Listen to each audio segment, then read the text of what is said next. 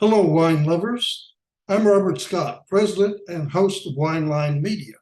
Today, we are featuring a new and exciting venture called Napa News. This is brand new for Wineline Media, and I'll tell you why.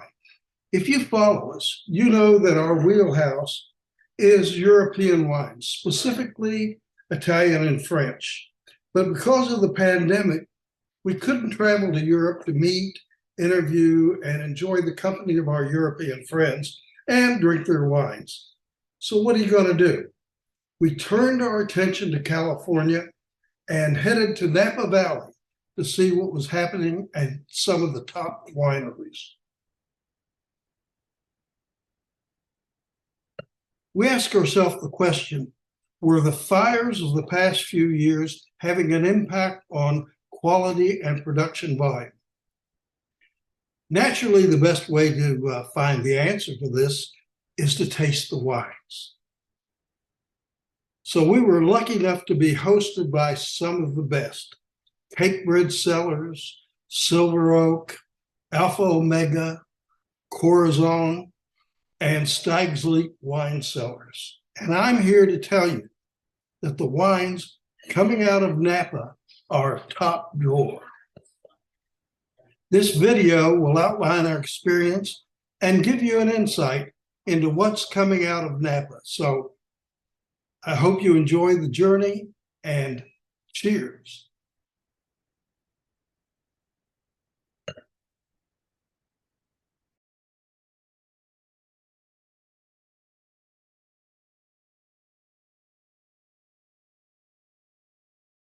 So for our 2020 Chardonnay, this is the Chardonnay that started it all back in 1973. The current vintage of the Chardonnay is a combination of all four of our Chardonnay vineyards. They're located in Carneros. We then harvest the fruit at night, we press it in the early morning, and the juices are going to go right into a steel tank. From there, we inoculate by adding the yeast. It's going to ferment for about 2 weeks. We move that juice into a concrete egg where it'll rest for a few months. And then we move a portion of that into the French oak barrels, and it'll be in there for about 8 months. So by one of our vineyards that sits right on the coastline, it gets that gorgeous breeze and fog that rolls off the Pacific, keeping these Pinot Noir grapes very, very happy. So this is a single vineyard Pinot Noir. It's only sold here at the winery. It also goes to our wine club members and their allocations. Oh, you have a wine club? We do. We have a wonderful, wonderful wine club. It's a quarterly shipment of 6 bottles or more. And a lot of these very special wines that are only sold here go to our members. Oh, nice. It's very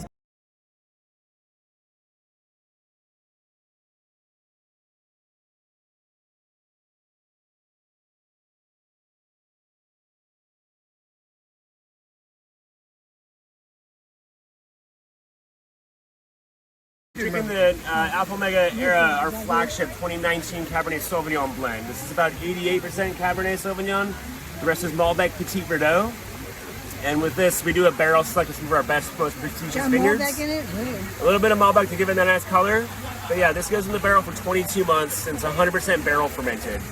And this usually ages quite well. 20, 30 years. If you want. We've only been here for 16 years, so I can't tell you if it's going to age more than 16. But we had some, we had a mini vertical a couple months ago. We did 07, 06, 08, 09, 10. Did I get the right glass? Yeah, I got the right glass, didn't I? Yeah, here. Yeah. You're missing one. Yeah, mine's here, yours too. Okay. What do you think, Chris? He hasn't tasted it yet, honey. Yeah, give that a try. Nice. Wow. And, this is a, Double wow. It's got that nice Oh, that's extraction great. to it. Yeah, that's a great smell. Have you tried it I yet? did. It's lovely. It's very lovely. Wow. I like a few wine glasses.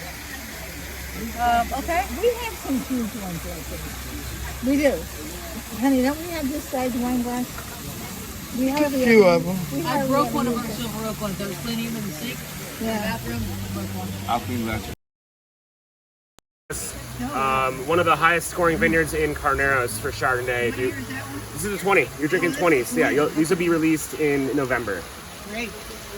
Yeah, but if you Google the Hyde Vineyard, Albert makes an amazing wine from there. There's about 20 other people making wines from this vineyard, but it's got a nice pedigree, so it kind of does the work for me.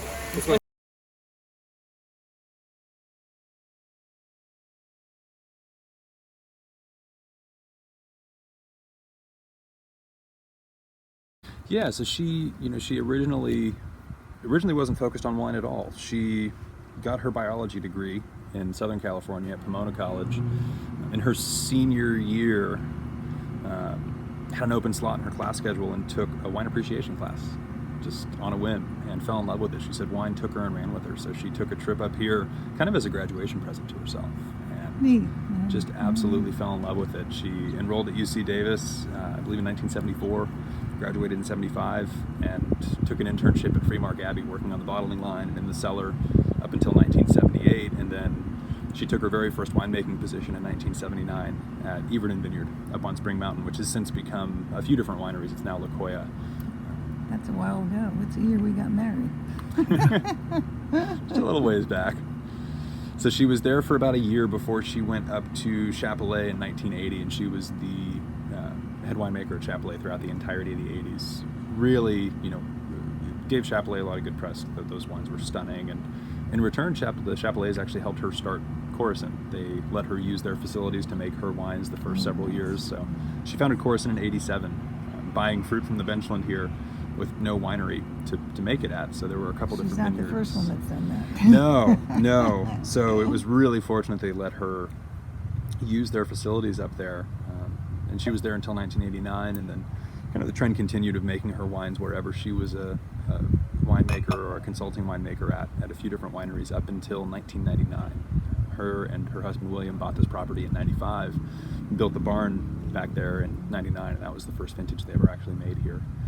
This is kind of a unique vineyard too. So we're sitting in the Kronos vineyard right now. It's about 8 acres in total. The property itself is about 10 acres. 8 acres planted. There's 2 acres up front that unfortunately had to be replanted back in 2018. But the back 6 here, they're all rather unique. These are all about 50 years old. Planted in 71.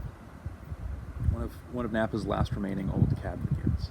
I was going to say, there's not many that are of that age anymore. No, and Kathy, when they first bought the property, they thought they were going to have to replant everything. They actually got a pretty good deal on the property because of that. The vineyard was pretty poorly maintained at first when she bought it. The previous owners had been watering far too often and far too shallow, so the vines were rooted very shallow, which is a bit strange for this vineyard. It's planted on St. George rootstock, which is known for its deep rooting. And Kathy almost killed the vineyard when she first bought it because she thought she could dry farm it because St. George is known for that. And it didn't work out, so she ended up having to train them over the course of several years with lots of infrequent deep waterings to root really deep. At this point, it's just a beautiful vineyard. She's hardly getting any fruit out of this. She's getting around 1.25 tons per acre out of the Kronos vineyard. Age Really of the vines. low yield. Yeah.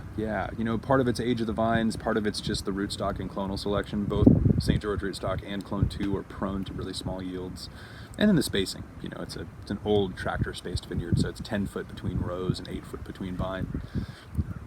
Versus, a lot of kind of 4x4 modern spacing or 5x5 modern spacing. So she's got less than half the vines that you'd have in a modern vineyard.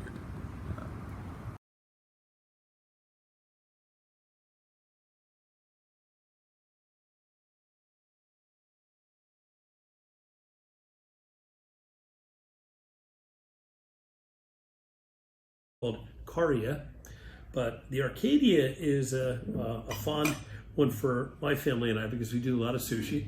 We love coming to visit you for all those stone crabs down in Florida. Yeah. Have to go to Joe's when I'm down in visiting Mom. Yeah. And I'll let you know that if you do lean towards fish in your diet, the wonderful touch of oak, the wonderful balance or harmony of the Arcadia really sets us up for success in a wine that we don't distribute. So when you came here today, I wanted to pick out some goodies for you because you came a long way. Yeah. But I'm very proud of the cabs I'll pour for you in a little bit. But this Chardonnay in particular really sets us up for a wonderful finish, great harmony, and a great presence. It's a beautiful color too. Out the window here consists of 100 acres of fruit on our property. We have the very good fortune of, to the south, having the SLV vineyard, stands for Stag's Leap Vineyards. And this is the wine that the second vintage, or the 1973 vintage of SLV, won the Judgment of Paris on May 24th, 1976.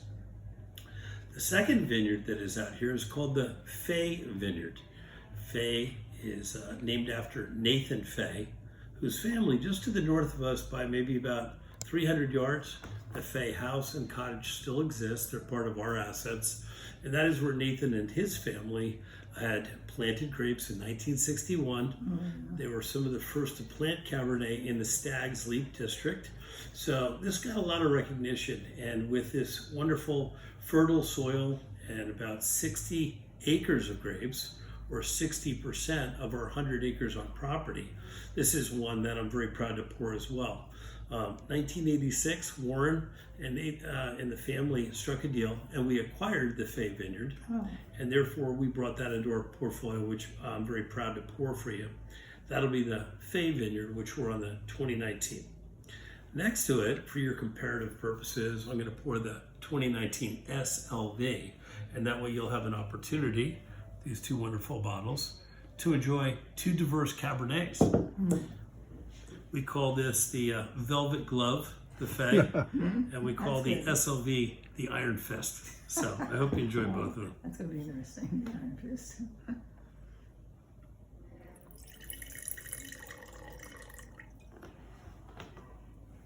Yeah, we haven't been in California for many years. We spent a lot of I like the nice nature of how they pair well. I also, if you do enjoy a little rack of lamb, the Fay is an exceptional finish, which doesn't, it allows the lamb to shine and complement. When we talk about the SLV, I do get a little bit into some of the marbling of the ribeyes. Yeah. And just like a decadent porterhouse around the holidays or a prime rib, brings out the Cask 23. Yeah, we'll leave the porterhouse. I take the filet part. You take the I other. love it. You got the perfect split there. Yeah. Well, this is how we do it as well in our house. We're doing a lot of, cast iron skillets, and a little bit of that kind of just, the searing, the roasted flavors with these makes my mouth water right now as I'm describing this to you, because Cask 23 is actually the best of the Fay and the best of the SLV together.